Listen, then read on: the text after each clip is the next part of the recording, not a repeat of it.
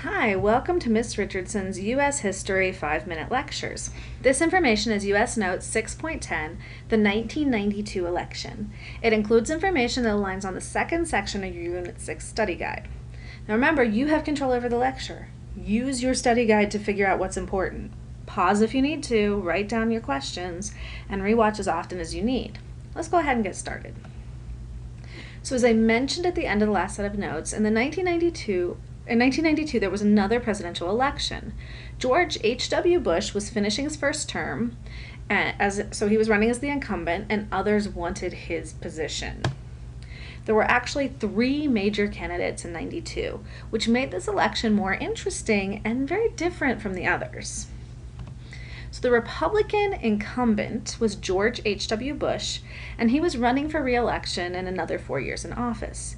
He promised he would continue the policies of his presidency and of Reagan's presidency before that. So we're looking at a 12-year span of essentially the same policies. So at this point, domestically, we'd experienced 12 years of those same social and economic policies, but foreign policy-wise, we'd seen the end of the Cold War and the start of some new policy ideas. The Democratic challenger was Bill Clinton. Clinton was governor of Arkansas and had experienced much success in moving his state forward. Economically and socially, the people of Arkansas were better off than they had been when Clinton took office as governor.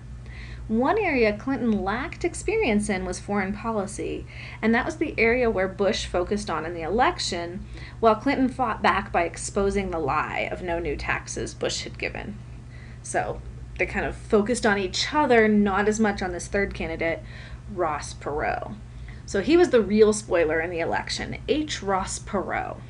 He was a Texas billionaire, and he financed his own campaign and ran as an independent. His main focus was on the economy. Perot had built his fortune, and he ran on the premise that he could build America's finances back up the same way he had built his own.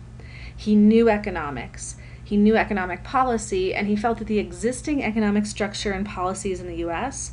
were actually aiming the U.S. for a giant economic crash, like the one we saw in the 2000s. He essentially predicted that.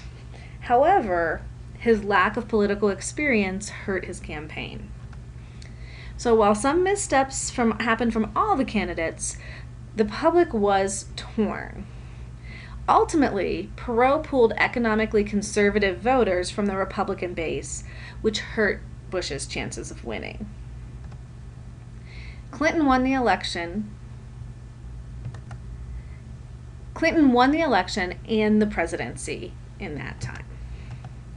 And we'll look at his presidency in our next set of notes, because this is the end of U.S. Note 6.10. Hopefully you learned something, and I will see you in class. Make sure you bring any questions you have.